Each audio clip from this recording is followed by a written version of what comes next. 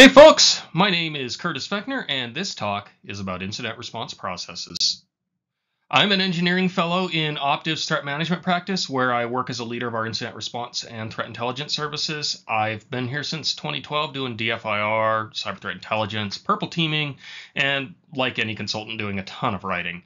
Prior to 2012, I worked in the field of malware analysis, mostly writing antivirus signatures. And to top that all off, I also have a Bachelor of Arts in Political Science from Colorado State University, which I got in 2004. So for this talk, I'm going to be breaking down things into four main conceptual areas. I'm going to start off with a bit of a refresher overview of how IR processes in general kind of work, explaining the relationships between a lot of the different kinds of processes that we encounter, things like that. After that, I'm going to explore a couple of key concepts in decision making that I think can really have an impact on incident response processes and making decisions in real time, as well as some tools that we can use when we're trying to build out our processes before an incident actually occurs. We'll follow that up with a bit of a discussion around the idea of courses of action and how that can influence our processes. And then finally, I'm going to bring all of this back together to further illustrate how these things can work together. So with the agenda out of the way, let's get into foundational processes. So starting things off, I like to use a visual diagram to really explain the relationship between a lot of the different kinds of governance and the process resources that surround incident response programs. I've elected to refer to this diagram as the pit of conformity for this presentation. I don't really have a formal name for it or anything. What I think is more important than that name is really just what the diagram itself represents. So that's what I want to kind of focus on here. At the top of the diagram are policies. These are sort of the laws or rules that govern the IR program. So policies are really official rules that are normally established outside of the context of actual incident response, but they might influence response. These things are not normally going to be directly tied to any kind of specific threat scenario or incident type, and policies are usually the sort of thing that's going to be in effect for an organization 24 hours a day, 7 days a week, 365 days out of the year, 366 if you want to be on a leap year. But moving along, we actually do get more specific and get into the field of actual incident response when we get to incident response plans. IR plans establish the high-level standards that we're going to follow through all security incidents, typically based off of some sort of an authoritative incident response framework. So the goal here is really to give an overall structure to incident response, but without being so specific that it calls out individual threat scenarios, things like that. What should be called out are more things like roles and responsibilities, incident command systems, some sort of an incident risk assessment to figure out how bad an incident is, and then be able to articulate that back to leadership folks. Containment strategies, maybe there's a generalized sort of our typical standard practice is to disconnect a suspected compromised device or something like that. That might be a sort of standard statement that's made in an incident response plan. But overall, these are really generalized content still that doesn't really care what is happening, just that an incident is happening. Where that leads us is really into the first resource that's actually tailored to specific threat scenarios. In this case, we're talking about playbooks. So playbooks are sort of an incomplete roadmap for managing a specific threat scenario. Playbooks are still supposed to be built off of that same framework that we standardized in the incident response plan. So for example, if we built our incident response plan off of the standard NIST framework for incident management, and we want to write a ransomware playbook, then our overall playbook structure for the ransomware playbook should still flow and maintain that same framework that we standardized on in the plan, covering all those same sorts of aspects of attack detection, containment, recovery, and so on. Now, nested below playbooks, this is where it gets a little more specific even further. We get into the runbooks. These are a common thing where I see people interchange the names between playbooks and runbooks. However, they really are fundamentally different concepts that cover for different kinds of technical goals and objectives. Runbooks nest inside of that playbook, and they're really designed to provide a repeatable process or procedure to accomplish some sort of a specific goal related to the investigation, but not the entire scenario. Just a small part of it. Maybe this is something related to triage.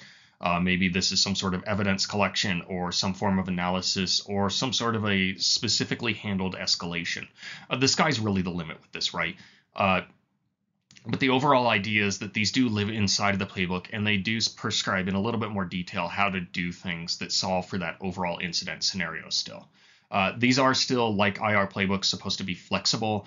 The context of the incident is always going to determine what we actually need to do as incident responders, and it's really no different here. Playbooks and runbooks should both allow for deviation to accommodate the realities on the ground when we're responding to an incident. And then finally, last but not least, standard operating procedures, or SOPs. These are those really brief guides that we usually see throughout the information security and IT and everywhere else, really. I've seen these in retail even.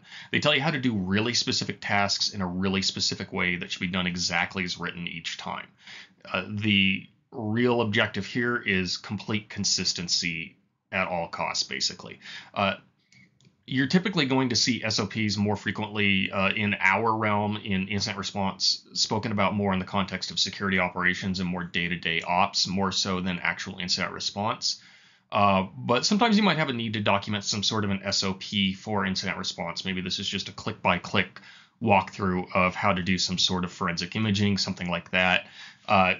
It depends. There's a time and a place for them, however, and it's important to remember that SOPs are that point where we move from allowing for that deviation from based on context and moving to more of a you must do it exactly like it says, similar to what we see with incident response policies. So moving on into a little more detail with incident response policies, in the pit of conformity, I kind of referred to these as laws, but obviously policies aren't really that binding, right? We're not going to get some sort of a criminal trial situation or something goofy like that just because you violated a policy. But it is going to be some sort of a mandate that exists within the organization that does allow them to have some sort of a stick for enforcement to say, you need to do it this way, and we told you you need to do it this way, you didn't do it this way, therefore penalty.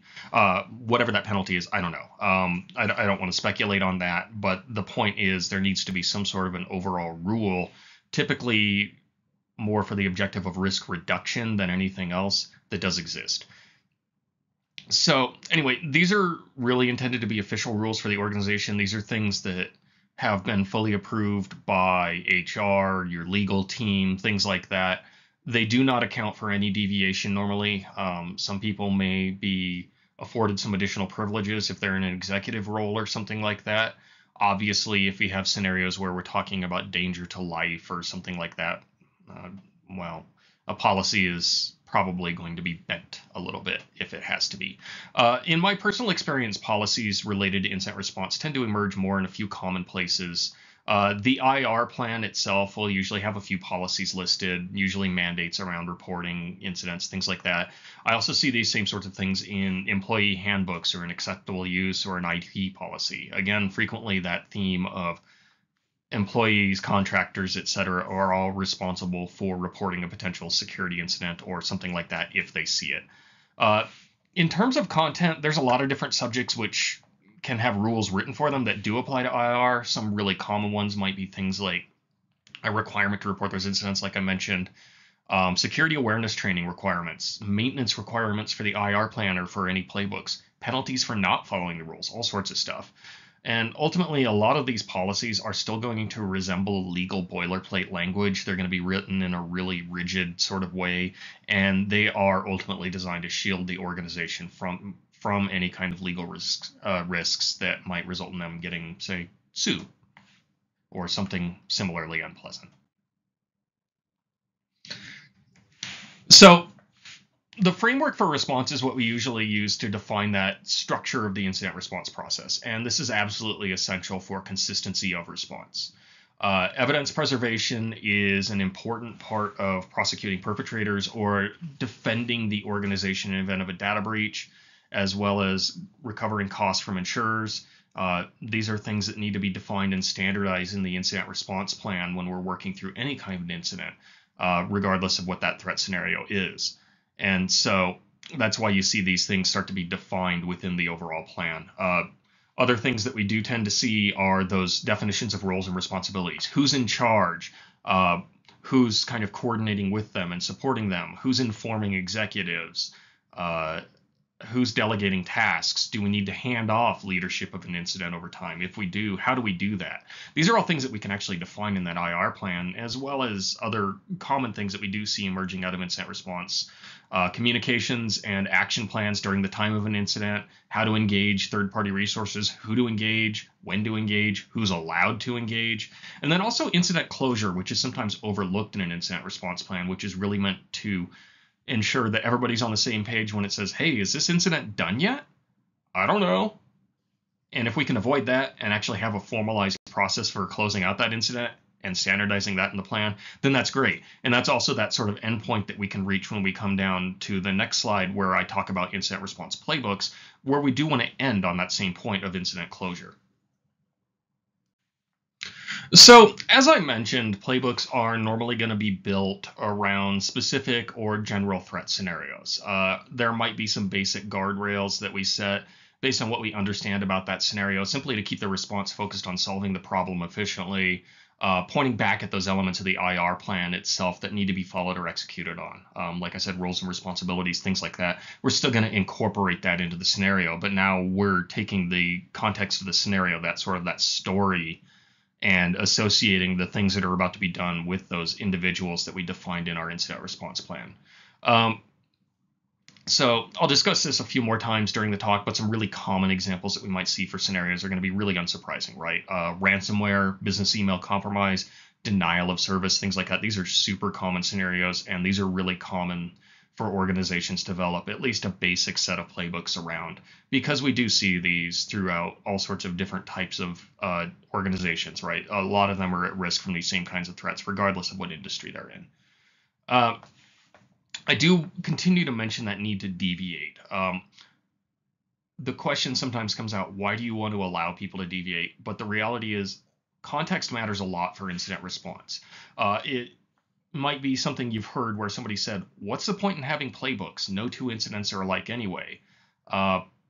There's a similar saying that history may not repeat, but it often rhymes. And that's the same thing that we see here when it comes to playbooks.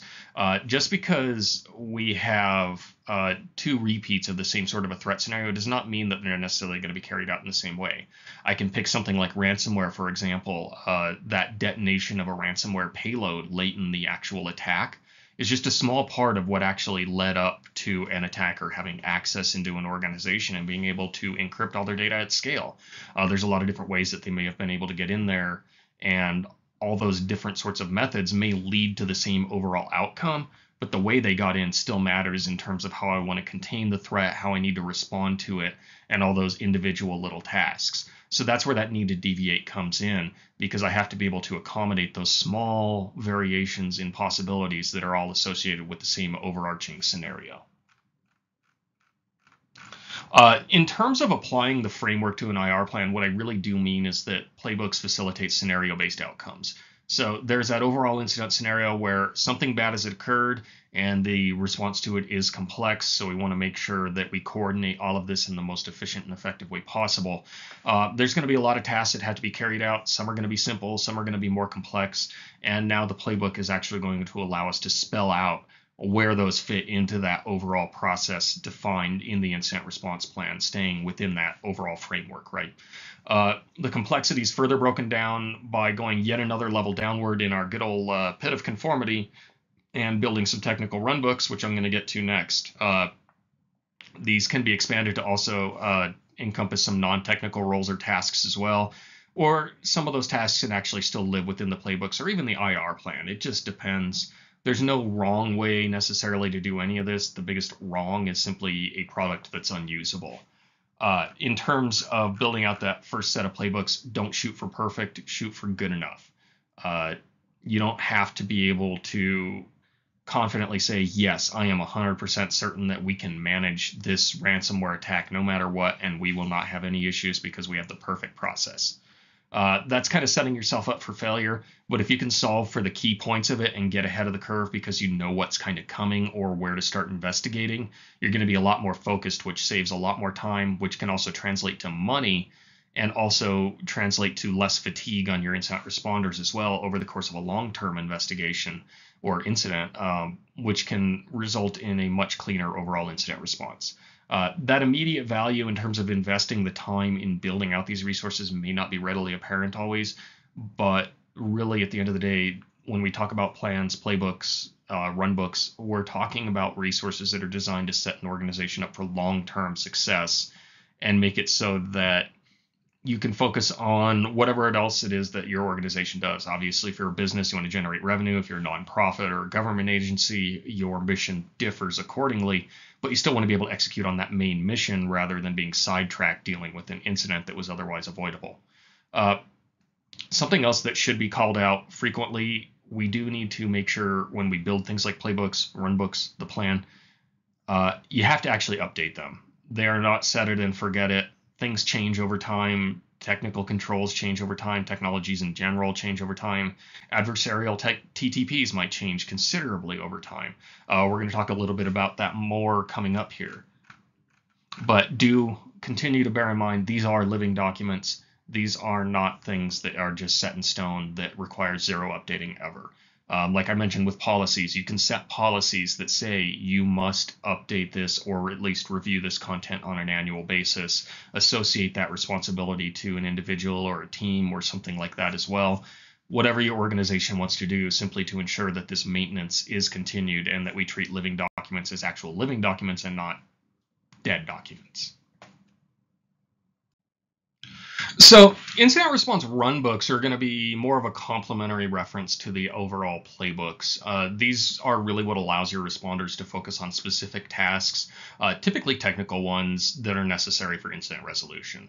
So while that playbook is going to encompass the entire scenario of that threat, the runbooks start and finish points are going to be a lot more narrow and limited. They're usually going to address just one phase of an incident response plan, or the framework it defines at least, or they might address a specific TTP on the part of the adversary. It's just meant to counter that one little thing.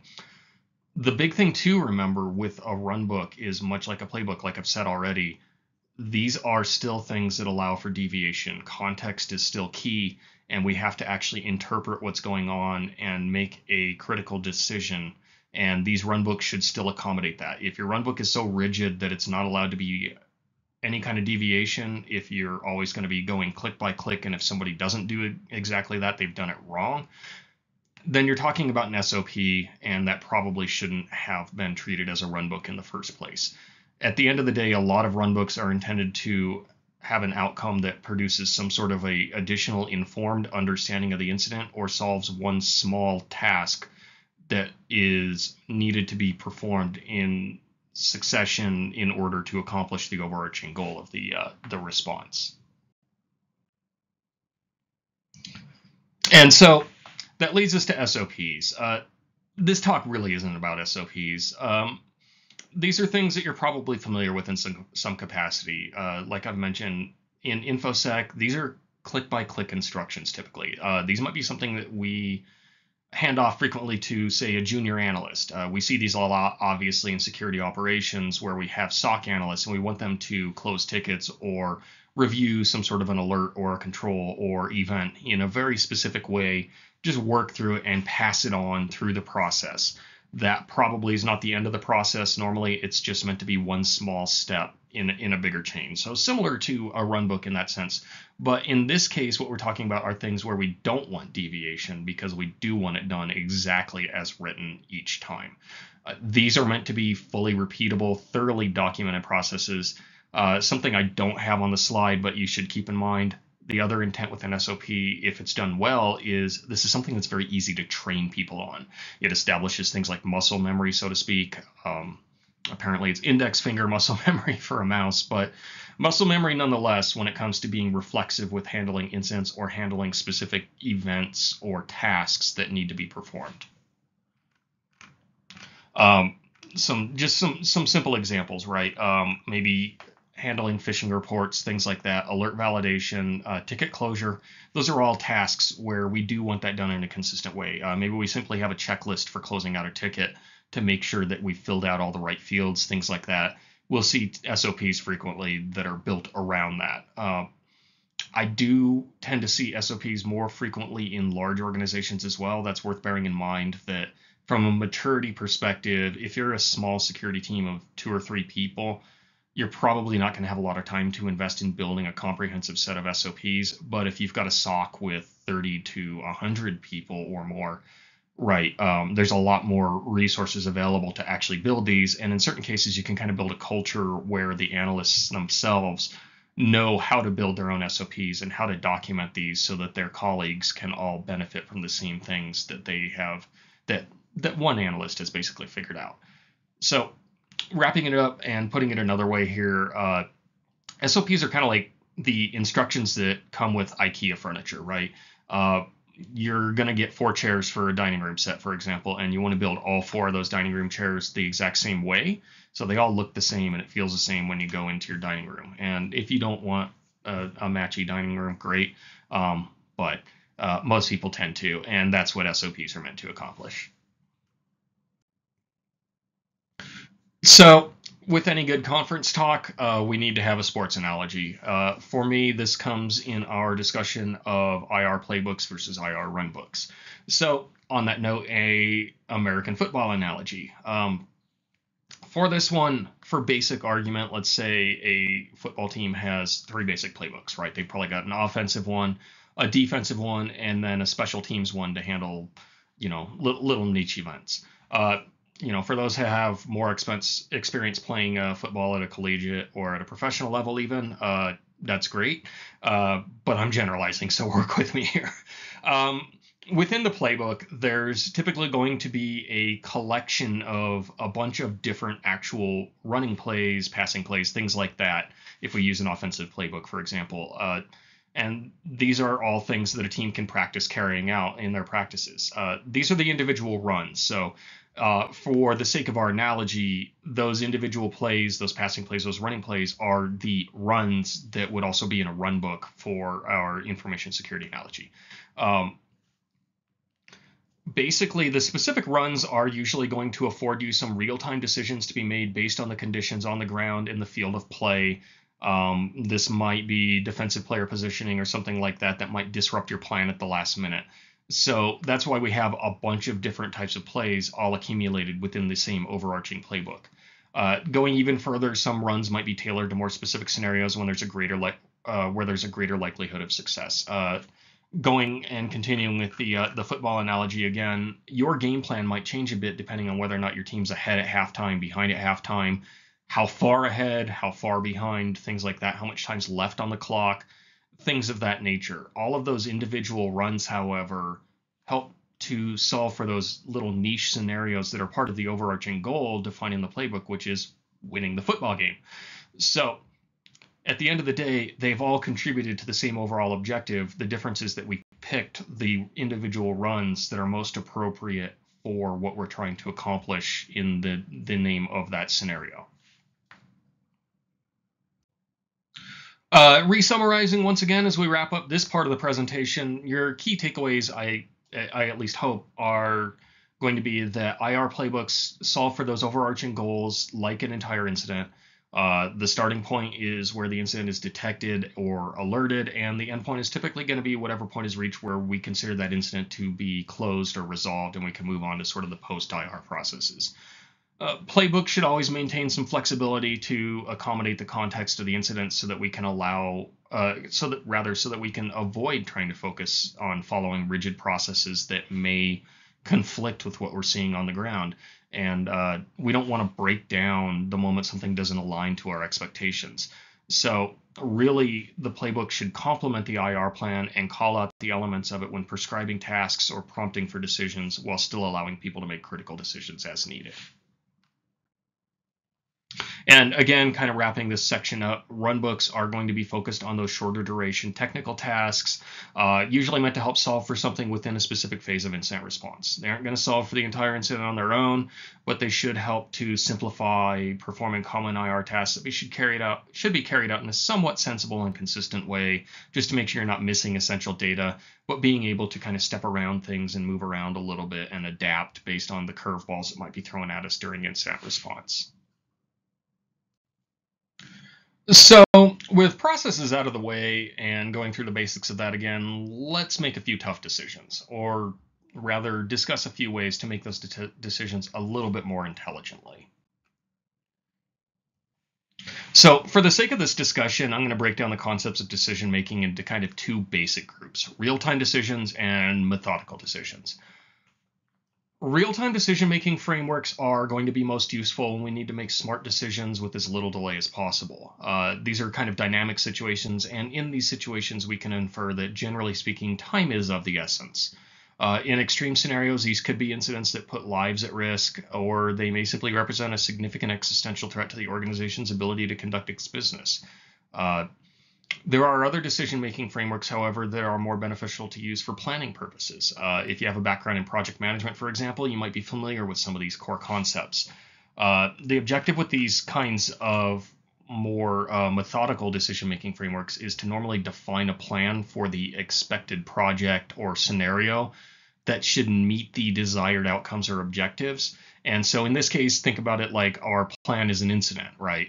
And so by going through a methodical decision-making process, we can start to try to predict a little bit what that expected project or incident is going to look like and how we want to respond to it optimally.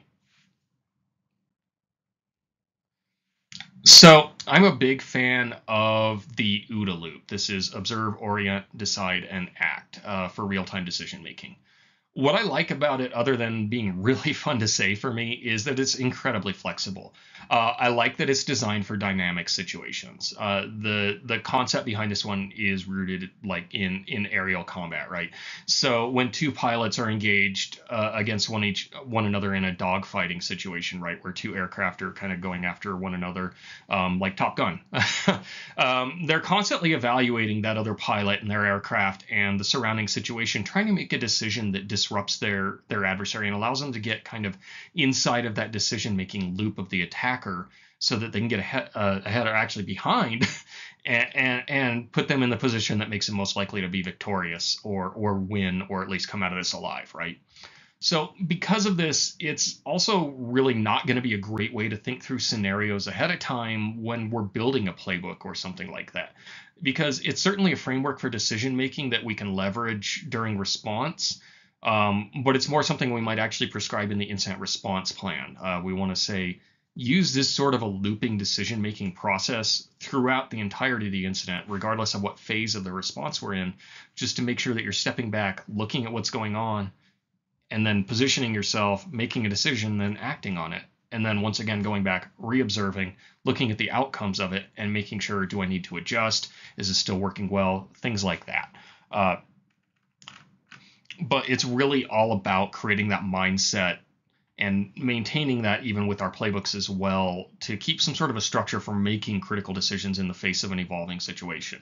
Your playbooks can still prompt for when to go back through this loop, for example, if you find that you've got a sort of a critical decision juncture or something like that where you need the incident commander to think through the problem, consolidate all of the known facts versus the hypotheses, and figure out where we need to go next based on what is a known fact versus what's not, also comparing against the objectives that we are trying to solve for. More than anything, you want your incident commanders to use this framework, standardize on it in the IR plan, and then tools like tabletop exercises to actually teach them how to do it.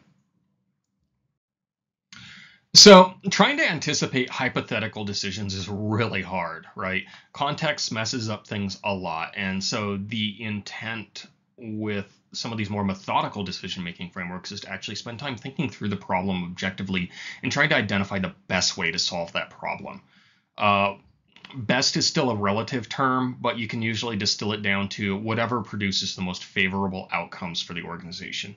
In the heat of a real major incident, it might be hard to objectively think some of these things through, but when you have time on your side, when you're preparing in that initial sort of pre-incident phase of incident response, it's a lot more manageable. When working through these exercises to build out our playbooks or build out our run books, it's important to actually weigh the critical factors that influence our decision making. So what are the organization's priorities? What are the risk factors that are most essential to them? Are there any obligations, SLAs, all sorts of fun things that we actually need to make sure that we're meeting? Again, when these come up in the heat of a real incident, it can be really hard to fully embrace those things and bend over backwards to, say, accommodate an SLA or something like that when you feel like you've got 30 other problems to solve. But when we're building a playbook and when we have the time to step back and actually objectively assess what's going on and how we want to approach our response, it's a lot easier to actually pull this off. So when you're working through building those playbooks, those runbooks, make sure you weigh those critical factors that influence your decisions.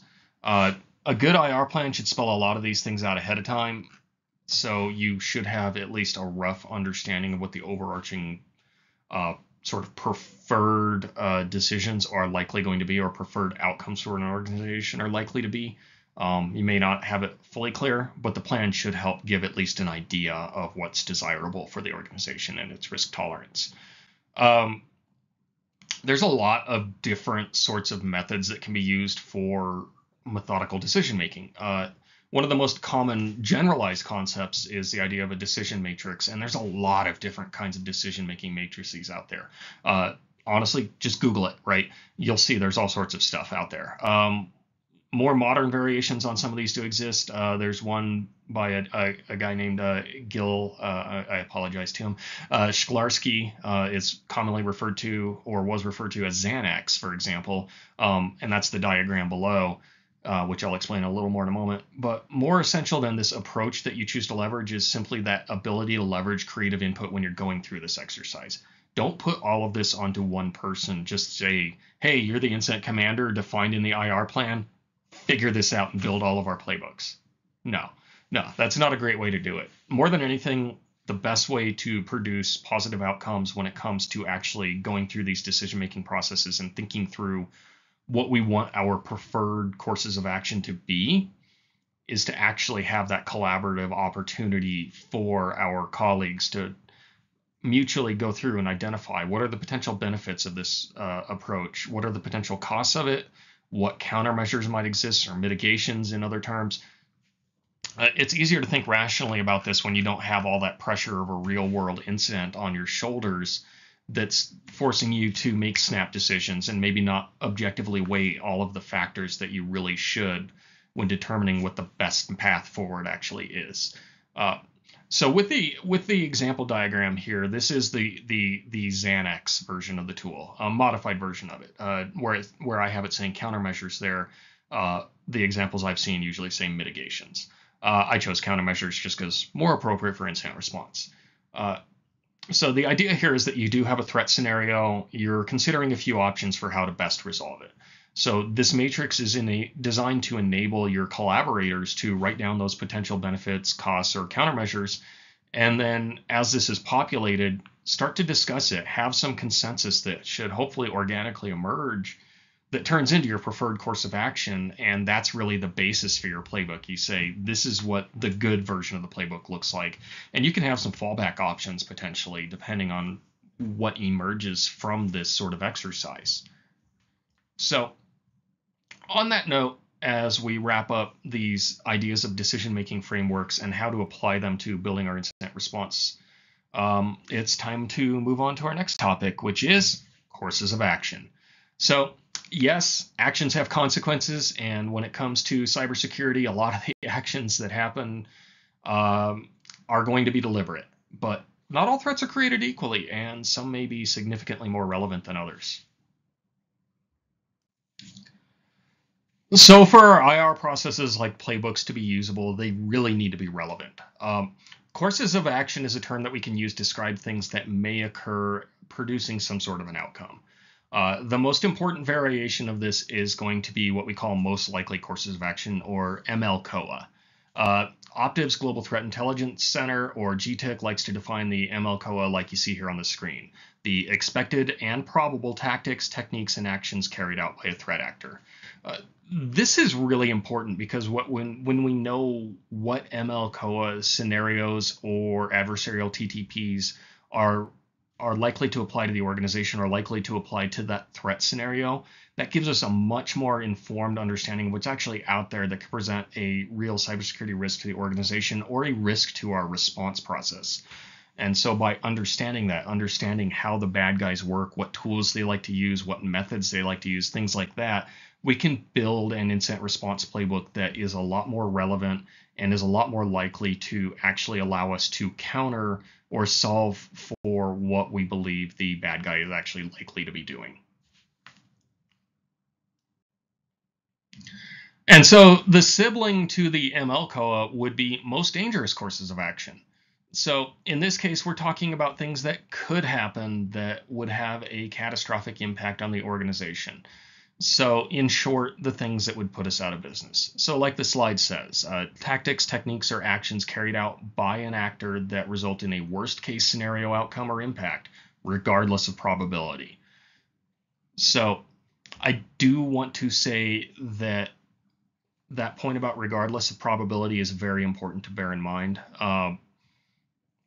It doesn't care whatsoever about how realistic something is. It might be generally plausible. This doesn't necessarily mean that we need to build a playbook for an asteroid impact on our data center or something ridiculous, right? But these can be situations that do represent a significant existential threat to the organization. In some cases, these might be things like ransomware, which is something we would actually consider to both be dangerous and likely, at least in estimated probability terms. It's a significant risk overall. It is both dangerous to the organization and has that risk of potentially putting the organization out of business. But it's also in relative terms of frequency of cybersecurity incidents when we look at, big picture statistics of business impacts, something like ransomware is clearly out there frequently as well. So bear in mind that this has no bearing on actual probability of occurring, simply recognizing that these are the things that are the most dangerous things that could impact our organization. So where I'm going with all of this discussion of courses of action is to get into applied threat intelligence. So threat intel comes in a lot of different forms. The most basic level that a lot of us are typically going to be accustomed to is going to be those sorts of ephemeral technical indicators, feeds of IP addresses, file hashes for known malware, things like that. But then it also ranges up into a more strategic level as well when we start talking about threat landscapes and sort of those big picture discussions where we don't get really specific. We're not talking about individual tools or TTPs. We're talking about the high-level scenarios and just generalized risks to an organization that might be presented by various threats that exist in the world. When it comes to leveraging intelligence for processes, we actually have a lot of tools at our disposal, though. So for something very high-level like an IR plan, we might leverage an analysis of the overall threat landscape to ensure that we just have a rough understanding of which internal stakeholders we might want to include in our IR program, for example, or if we need to make sure that we're solving for having certain kinds of third-party relationships just based on what we expect could potentially happen. Maybe this is ensuring ahead of time that we have relationships with PR or communications firms because we're a medical organization, right? We have to accept that potential that we might have some sort of a data breach scenario where we need to notify 30,000 to 300,000 people that something has happened. Making those kinds of communications is important. Having lawyers to communicate with regulators or to help make sure that you aren't going to run afoul of regulators during the response as well. Knowing that ahead of time that there are certain threat types that our intelligence team or resources can tell us exist and are likely to precipitate a need for us to involve certain people, basically. Now, at the playbook and runbook level, we might look more at the specific scenarios that are actually likely to be relevant to the organization. So ML COA and MD COA scenarios in particular. Obviously, like I said before, something like ransomware, good chance that's going to overlap, and it's going to kind of be both. Nothing wrong with that as well. Another question that typically emerges when we talk about this is what TTPs, tools, techniques, procedures that a threat actor leverages are we likely to encounter with this scenario? And this one is huge for incident responders. Having been in that position myself as an incident responder where I didn't have access to reliable threat intelligence at times, made it a lot more difficult for me to help determine what the best thing for me to do from an investigation perspective potentially was. I have a lot of different questions being flung my way in terms of what happened, how'd they get in, did they take anything, and all this is being asked at once, of course. I can't always answer all of those, but it can be very beneficial to me if I have at least some understanding of what likely TTPs are going to be present in this kind of a scenario. This really, more than anything, helps kind of avoid that flailing motion that happens in incident response, where people just start to guess and come up with some really ill-informed conjecture that leads to a lot of wasted time, chasing down ghosts in the incident and things like that. Performing mental gymnastics, trying to connect unrelated events that pop up in a sim that have nothing to do with your actual incident whatsoever.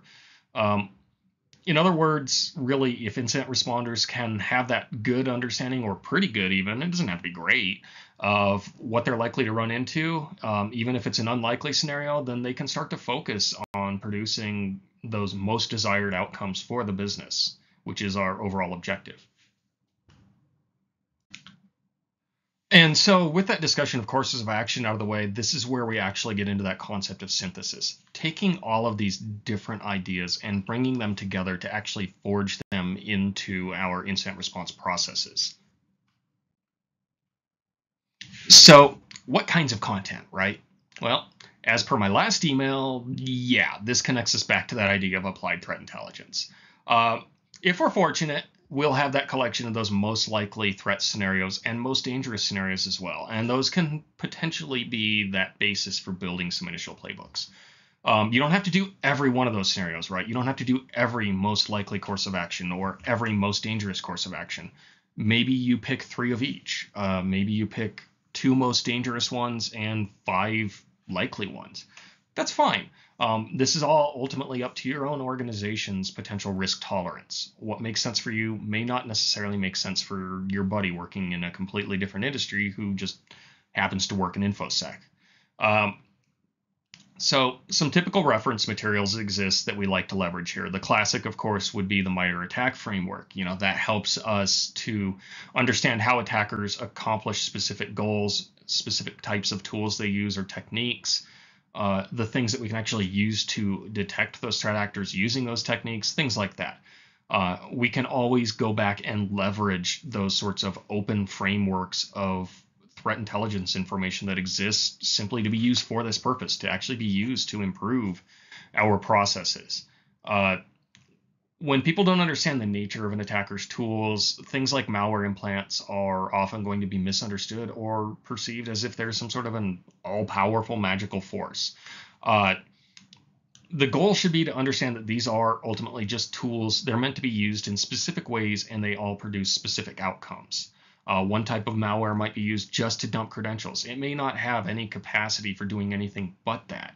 But if you don't know what that piece of malware is, I have seen this myself where people will start to speculate. They'll say that it is allowing somebody direct access into their environment or something like that, or it can spread itself to every computer on the network as if it's a worm, like this is 2008.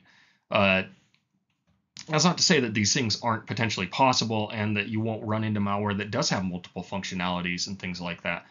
But when you speculate and you start to guess on this, you can really disrupt the overall sort of flow of incident response, because now people are focused on what if rather than what is. So when you do understand what's actually going on and you understand the adversarial TTPs a little bit better, it's a lot easier to focus on potential countermeasures or investigative steps that actually address it and help us uncover the evidence we're looking for, or get that threat actor out, or whatever the case might be. Something else to consider with runbooks, folks usually follow the same analysis and mitigation paths for things like malicious emails, regardless of whether or not that email is used to get a user to download an attachment, go to a website and download a malware payload, enter credentials on a website, or just socially engineer them and manipulate them, anything else. A runbook doesn't necessarily have to be so narrow that you have to have a separate one for each one of those discrete scenarios, because most of the analysis, probably 80% or more, is going to be the same regardless. You might allow for that little bit of deviation and say, okay, this email was intended to get the user to download a malware payload. Okay, let's go look and double check in our EDR solution to see if they actually downloaded the payload, and if they did, we can progress from there. Or maybe it's a social engineering and they got the user's credentials or something like that, and inserted themselves into a conversation thread. Now we have to start investigating a little more in email. Maybe we do link off to another process at some point to accommodate that as well.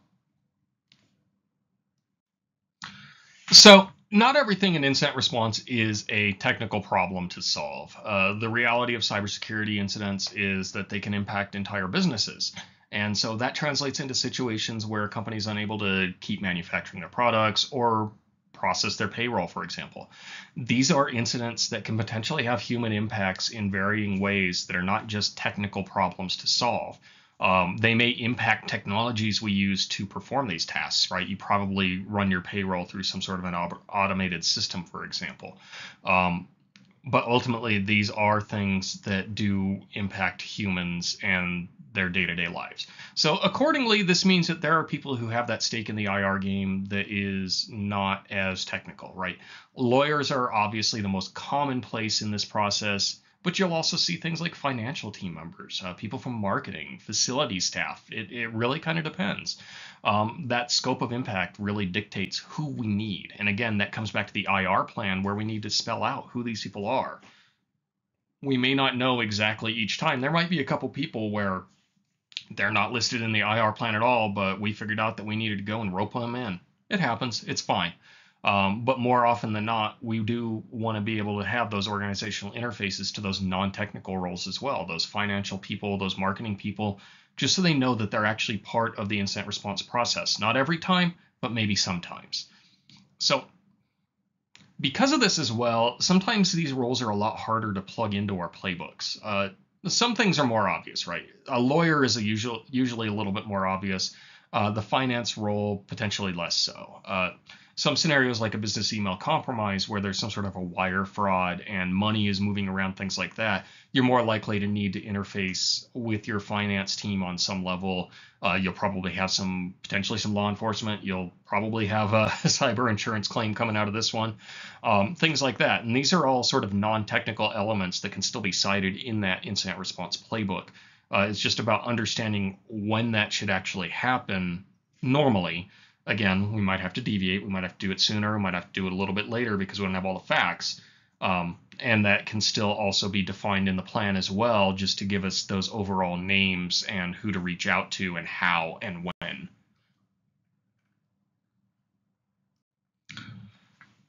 So getting used. Well, you might have noticed that I've kind of glossed over a lot of things like where to store these things, and that's honestly because I don't have a great recommendation for you and your organization, not without knowing about you anyway. I can say that for me, I kind of prefer a wiki-like platform for these materials, particularly for playbooks and runbooks. Not necessarily so much for a plan. A plan can sit in the PDF, and it's not going to change enough to really matter much. Playbooks, runbooks, you might change those a little bit more frequently depending on what's happening. So obviously there are some OPSEC types of considerations you could make. You could be worried that maybe that a bad guy is going to be able to get into your wiki where you actually store your playbooks and things like that. I've heard that discussion come up before. Generally speaking, what I would say is that bad guys usually know what you're going to do. They may not know the exact specifics of it, but they're not foolish. This frequently is not their first rodeo. They understand how incident response works as well. So you're not necessarily giving up too much by having these things documented on the off chance that an attacker does gain access to them. Don't use that as your justification to not prepare for incident response. In terms of things like Word or PDF documents, my general feeling is build your content somewhere that's easy to edit and communicate the essential information that you want to present in the playbook, and then you can kind of export things out to less technical stakeholders who aren't going to be maintaining them. I think Word is generally fine for editing text, but when you start trying to merge together text, visual elements, diagrams, screenshots, things like that you might see in a good run book, you start to remember why all those memes about the misery of moving pictures in Word around text comes into play, things like that. Point being, yeah, you can use it to write up your text, make sure that your spelling looks good, grammar, etc. But In terms of maintaining things like Playbooks, I cannot recommend it, honestly. I feel that things like Word documents are just a little too rigid to be easy to maintain, and people quickly find that they overlook key content. It doesn't get updated very frequently, and ultimately it starts to help ensure that our playbooks and our runbooks are going to become shelfware. So going on for about 11 years of consulting now, and I've been doing various forms of playbooks from the very beginning of that. I have a few lessons learned, certainly. First and foremost, remember that templates are a structural framework. Make it what you need to solve your problem. If you build a template for your runbooks, your playbooks, anything else, focus on building a template that's actually going to make it easier to reuse that content, reuse that template, and not something that's really difficult to edit. Also, your old playbooks that you maybe don't use that are already shelfware are not some sort of a weird legal precedent. Don't treat them as something where this is the way we've always done it. This is how we've always responded into the past to ransomware, so we have to do it this way. If you're not using your playbook, don't start there.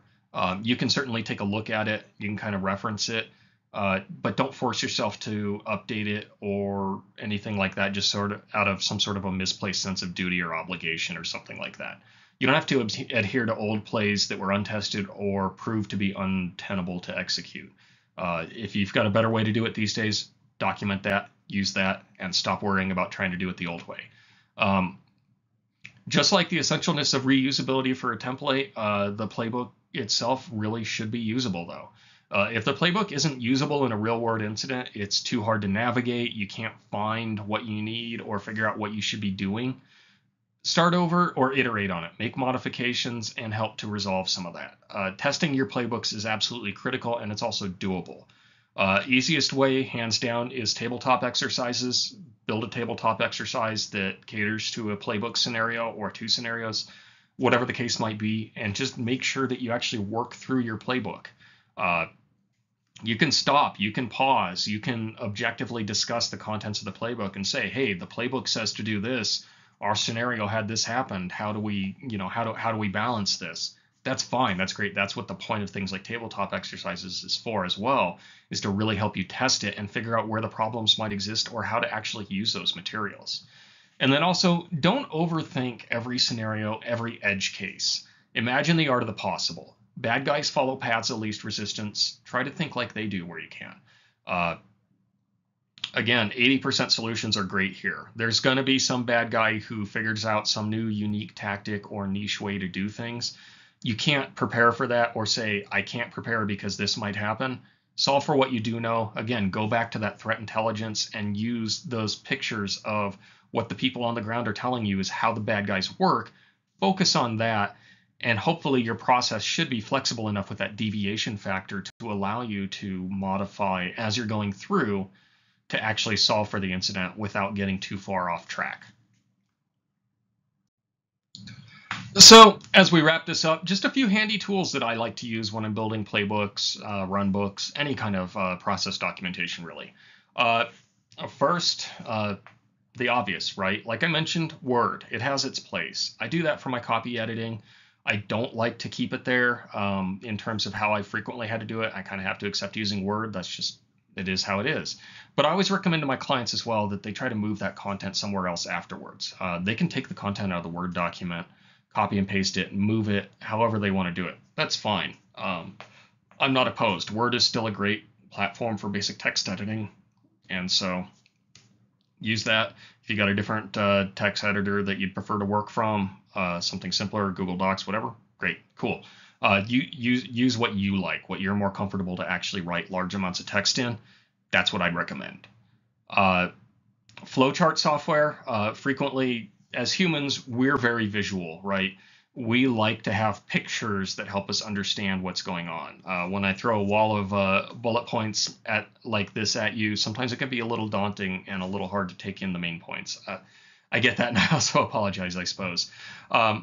But yeah, tools like Visio, anything that actually lets you build flowcharts, I do recommend using that to help visualize the sort of the process flow in a playbook.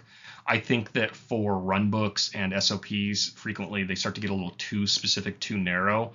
Um, but in terms of illustrating the sort of the flow of events for an incident scenario in a playbook, I think that Visio is excellent, and it can help you kind of visualize and call out where you might execute specific runbooks inside of that as well, which can make the overall response pretty efficient and easy to execute. One note on Visio, it's incredibly powerful. It's almost too powerful for its own good. I find personally that it can be a little bit tricky to work with maintaining older content over time. You make one change to a flowchart and suddenly everything's misaligned, things like that. So do bear that in mind. For things like IR plans where I don't want to change those flowcharts very frequently, I think it works great, but it can start to get a little tedious for things like Playbooks. So just bear that in mind. You may want to try some other tools, figure out what works best for you depending on who you are as the maintainer person and how you like to work.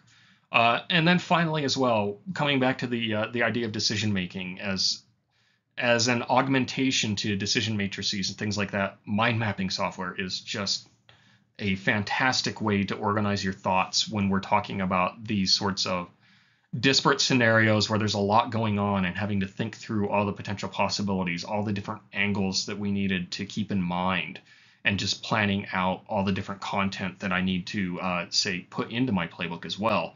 And I can use something like Xmind to actually kind of build that out in a free format, start to reorganize my own thoughts, and use it to actually outline my playbooks or my runbooks.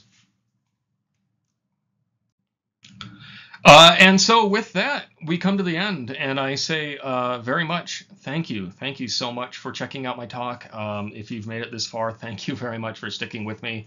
I know IR processes are frequently sort of a boring topic for us to discuss, so hopefully I was able to keep this at least somewhat interesting, right? If you have any questions, comments, concerns during our Source ZeroCon event 2023 here, hit that Source ZeroCon Discord. I'll be in there. I'm more than happy to chat with you in there. Otherwise, you can also hit me up on the Mastodons, the non-bird site, oct@infosec.exchange. Thank you again, and have a great day.